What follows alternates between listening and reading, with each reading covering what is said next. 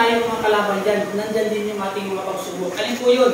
Yung mga tukso, yung mga problema, yung mga balakid natin sa buhay. Yan yung magsisilbi natin kalaban sa karera natin, spiritually. Na kailangan po natin yung mapagtagumpayan. Kailangan natin yung malampasan. Kailangan natin maghanda tayo. Di ba? Sa atin sa buhay natin, o sino dito sa atin yung mga nag-aral, tapos napili bilang mga malalaro ng kanilang paaralan. Di ba marami sa atin yung ganyan?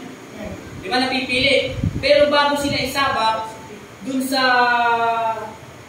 oras o takdang panahon ng pakikipaglaban o pakikipagdigma o pakikipagkompetisyon, nangangailangan niya ng preparasyon.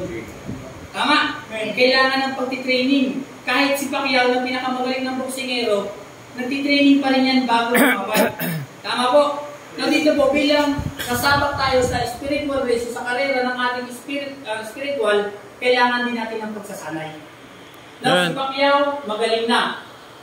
Ilang buwan na training bago sumabak sa karera, tama? Tayo, yung mga, si Heidelin Diaz nagtitraining, yung mga sikat, nagtitraining sila. Pero yung training nila, limited.